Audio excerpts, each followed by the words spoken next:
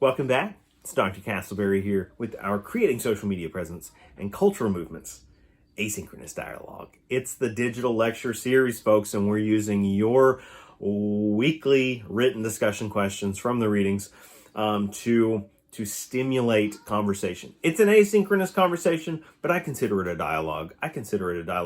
And we're selecting from some primo questions right off the bat in week one. I'm kind of finishing up with questions from Haley here, and she has some commentary on Uprising, how to build a brand and change the world by sparking cultural movements, from Scott Goodson.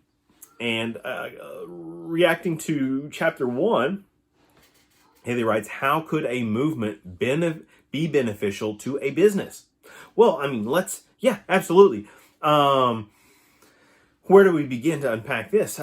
Think about the best marketing campaign you've ever seen in an advertising situation, right? What was that one that commercial that crystallized in your mind forever, and it gave you such a rush as an audience member, as a potential consumer, and you couldn't wait for the company to come up with a sequel to it, right? And this happens all the time.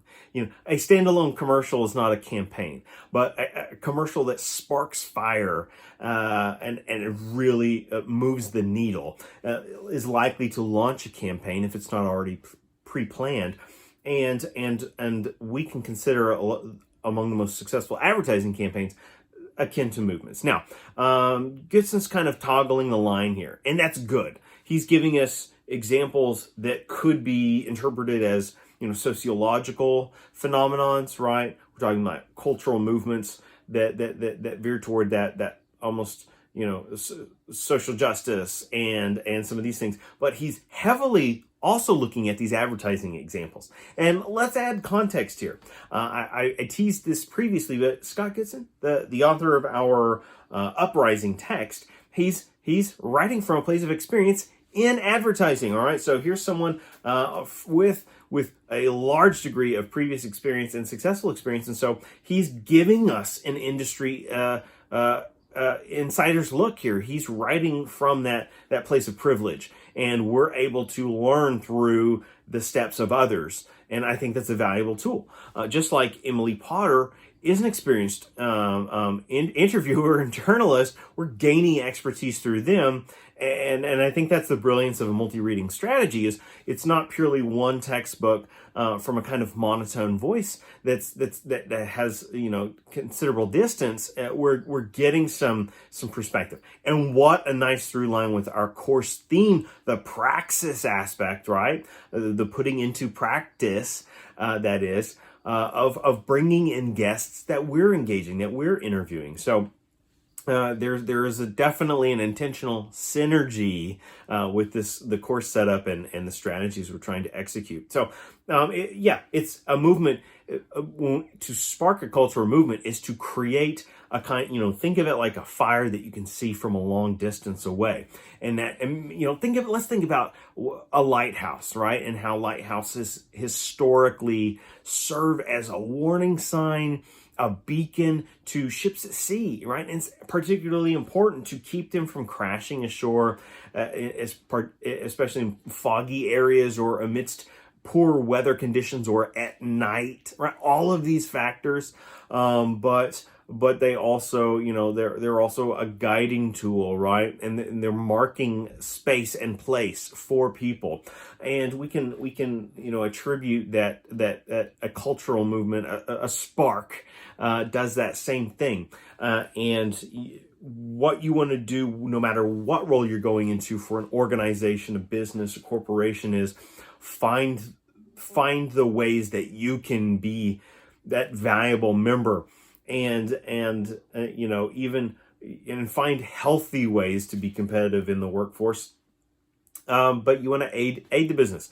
And as whether you're a communication major or maybe digital marketing major, a lot of us are in the idea business, and this is where we get that term content creator. And how do you become a great content creator? You've got to develop a skill set.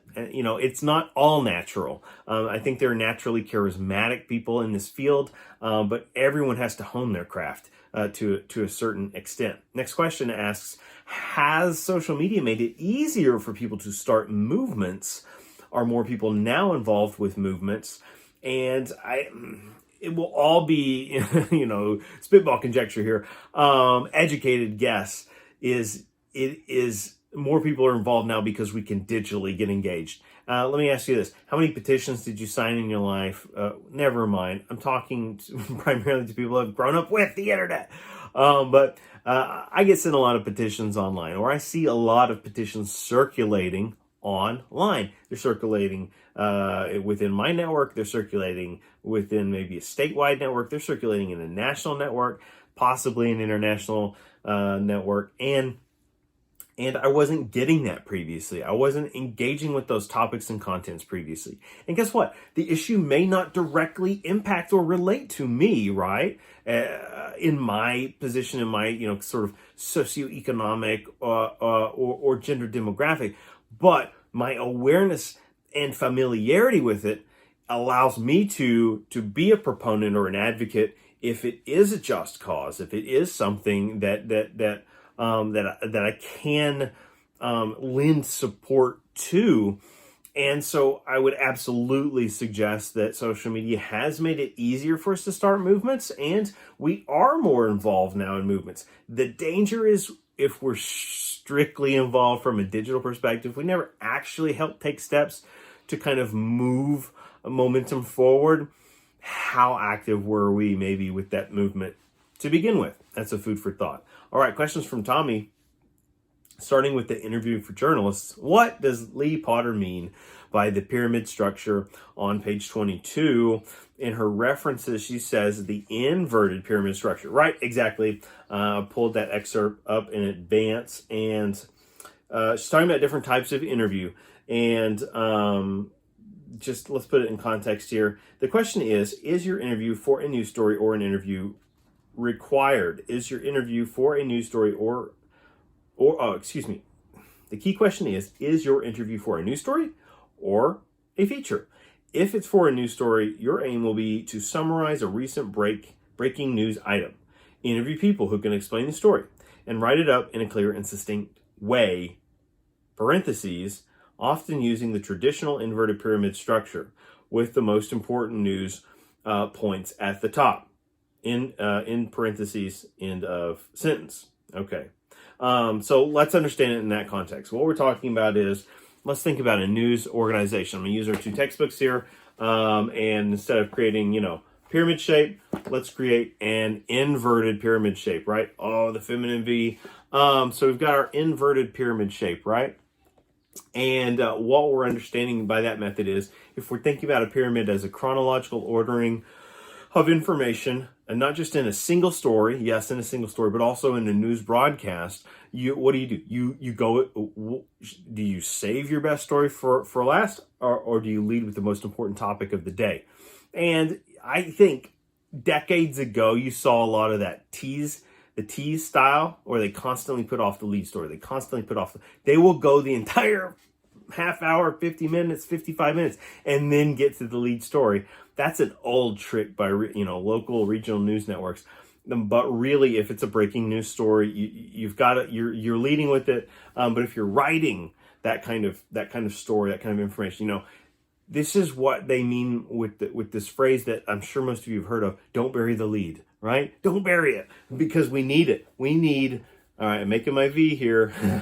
The most information of a utmost relevant, topic up front, and then this is especially keen if you're writing, and I'll explain why in a second. And then kind of just filter down, and then maybe some of that least important information gets dumped at the bottom. Let's put this. I've talked about a TV example of news. Let's put it in the context of written news. Okay, so journalism in the newspaper sense, or now news website. And let me put it in context that I think everyone will relate to.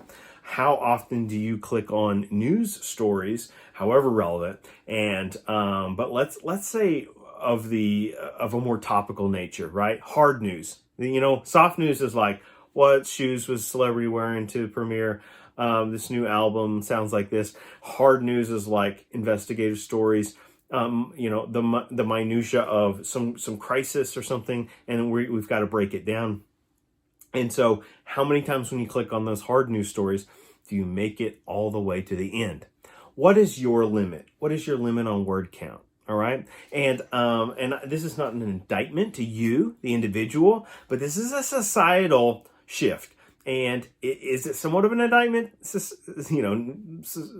On a societal level, absolutely. But our attention spans have declined, right? They are in decline. Certain types are in free fall. But our ability to sustain focus on a single story is decreasing over time. So that's where the inverted pyramid scheme is extremely beneficial, because if you understand, I'm not promised anything from my reader audience, but if I can give them the best possible reward system for reading a majority, if not all, of my work, my labor, right? This investigative effort to ascertain truth and facilitate communication and information exchange, then an inverted pyramid scheme, Freudian slip, inverted pyramid structure is going to benefit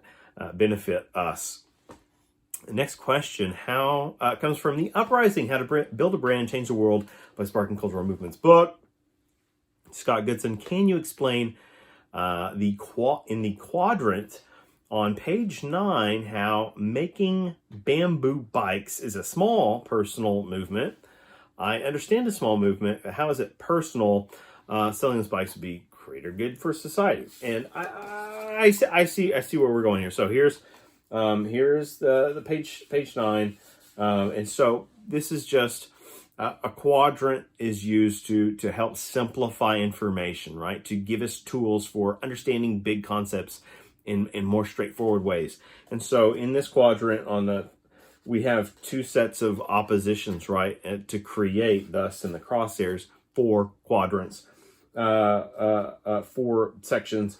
And so you have your societal, meaning what has great use or benefit to a largest possible group, and then the personal, like what's meant to impact at the individual or personal level, what is more kind of narrow focused. And then you have your small and your large on oppositional ends as well.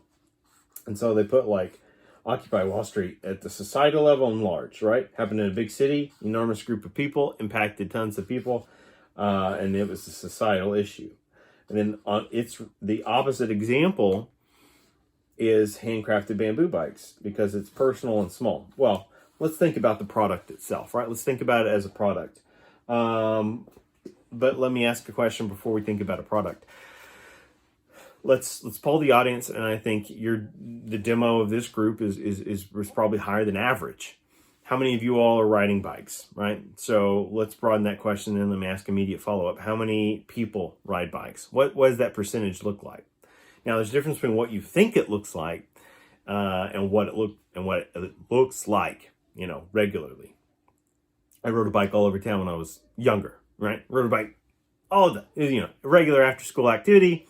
As I got a little bit older, a summertime form of exercise, fun, healthy, whatever. I don't regularly ride bikes now, right?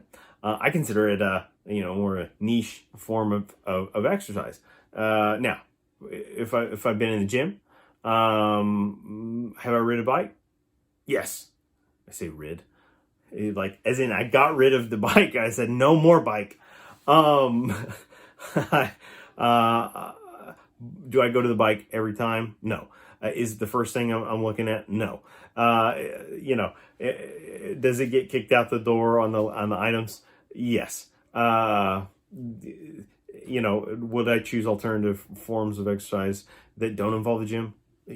Just as often or more so. So the bike demo, right? Immediately we can see how that's a refined category, let alone handcrafted bamboo. Now we're just, this that's just kind of a hipsterville example there, right? That's some Gilligan's Island stuff, right?